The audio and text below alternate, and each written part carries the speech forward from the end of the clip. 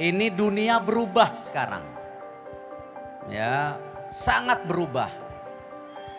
Kalau kita tidak beradaptasi, tadi yang disampaikan oleh para sahabat kita, tidak ngerti digital, ini nanti kita nggak akan maju-maju.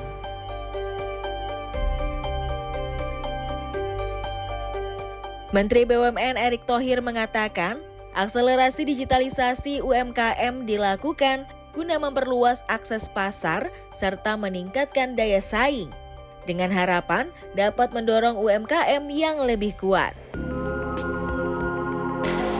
Sebagai bentuk dukungan kepada UMKM, Kementerian BUMN dan BUMN telah menyalurkan pembiayaan untuk UMKM senilai 386 triliun rupiah.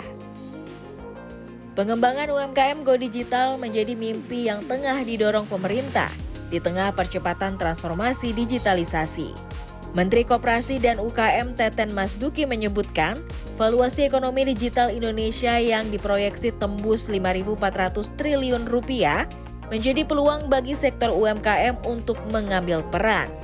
Apalagi, setidaknya 30 juta UMKM ditargetkan dapat terhubung ke ekosistem digital pada tahun 2024. Di 2030 kita prediksi itu value-nya sekitar 5.400 triliun rupiah. Betul. Nah, karena itu jangan sampai ini digital ekonomi kita akan dikuasai oleh luar.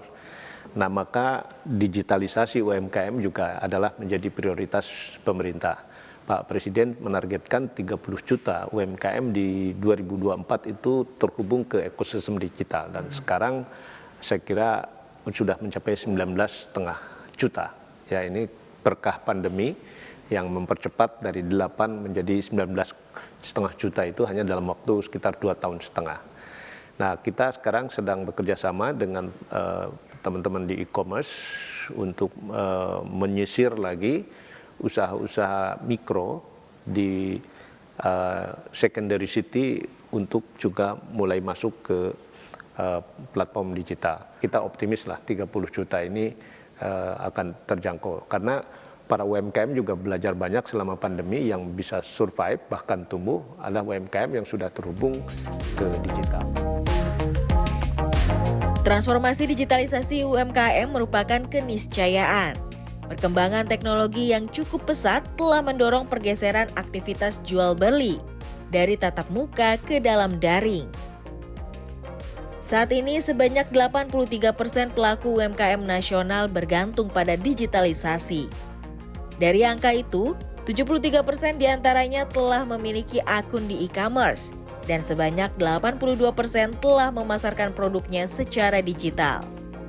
Adapun hingga Juni 2022, jumlah UMKM yang telah masuk ke dalam ekosistem digital telah mencapai 19,5 juta pelaku usaha atau 30,4% dari total UMKM yang tercatat sekitar 64 juta pelaku usaha. Terlebih, UMKM menjadi salah satu indikator vital dalam mempertahankan momentum pemulihan ekonomi nasional melalui kontribusinya terhadap sektor esensial. Tumbuhnya UMKM turut menjadi pemicu peningkatan kesejahteraan masyarakat melalui ketersediaan kesempatan kerja yang tinggi serta pendistribusian pendapatan masyarakat guna pemerataan ekonomi. Peran penting UMKM tersebut dibuktikan dengan kontribusinya terhadap produk domestik bruto atau PDB yang mencapai 60,5% serta serapan tenaga kerja yang mencapai 96,9% dari total penyerapan tenaga kerja nasional. Selain itu, UMKM juga terbukti resilient di tengah pandemi COVID-19.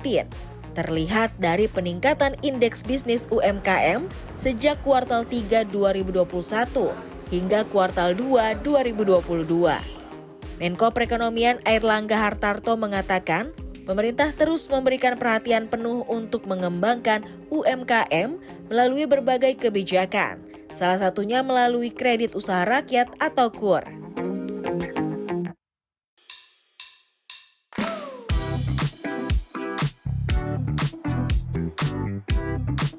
Dukungan lain juga diberikan pemerintah dengan mendorong akselerasi adopsi teknologi digital.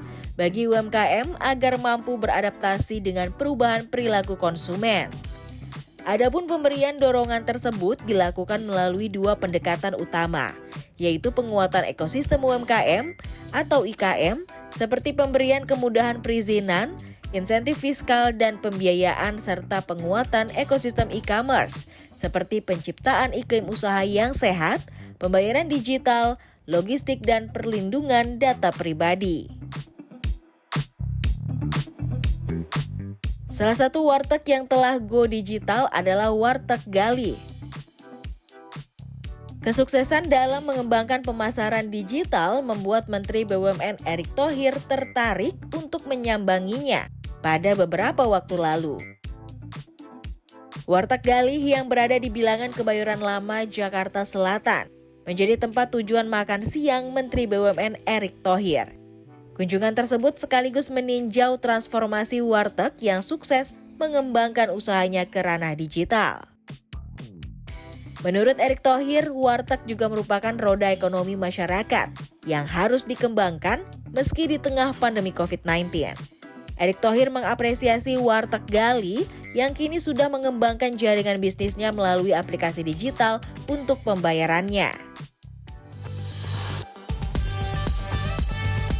Rianto, pemilik Warteg Gali, mengatakan, di tengah belenggu COVID-19, terlebih penerapan PPKM darurat yang pernah membuatnya terjebak dalam lubang ketidakpastian, memaksanya untuk maju berkembang.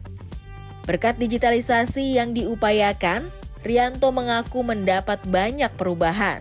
Salah satu indikasinya adalah meningkatnya penjualan makanan di wartegnya. Menurutnya, kondisi usahanya di tengah pandemi COVID-19, khususnya di masa PPKM, sempat membuat usahanya mengalami kemunduran. Pasalnya, sehari-hari pengunjung warteg yang berada di bilangan Kebayoran Lama, Jakarta Selatan ini paling banyak dari kalangan pekerja di apartemen Beleza Permata Hijau. Ketika penerapan PPKM darurat, praktis omset warteg turun cukup drastis. Namun Rianto mengakalinya dengan menjajakan makanannya secara online. Waktu itu aku dalam posisi terpuruk sih. Angka terpuruk, angka terbawah saya dulu sampai angka ya minus lah pokoknya. Nah, aku coba iseng-iseng lewat aplikasi lah barangkali bisa untuk mendongkrak omset. Ya tatonya bisa gitu. Ya angka tembusnya ya kayaknya sih 100% lebih sih. Karena dari 300 ke 2 juta kan jauh banget. Dulunya kan aku kan karena kita faktor kebutuhan, omset nggak naik-naik, gimana caranya nih aku tanya-tanya ke teman-teman, katanya ikut Grab. Ya udah kita gabung aja. Dulu kan Grab sama Gojek. Pengaruh karena kan dari era pandemi dulu kan kita kan lagi terpuruk, Bang. Posisi angka 400 per harinya loh. Paling 300, 400 omsetnya. Kalau kita nggak ikut online, parah, nggak bisa bertahan. Makanya alhamdulillah ikut online langsung, lumayan nih, lama-lama naik grafiknya. Jadi, tembus 2 juta, kan di luar dugaan saya. Kita kan mengikuti arus aja lah, arus zaman, sekarang kan zamannya online. Serba, makanan serba online, sembako serba online. Jadi kita ngikutin aja. Lebih ringan, lebih ringkas, praktis gitu loh. Dalam arti, ya untuk sekarang emang penting online itu.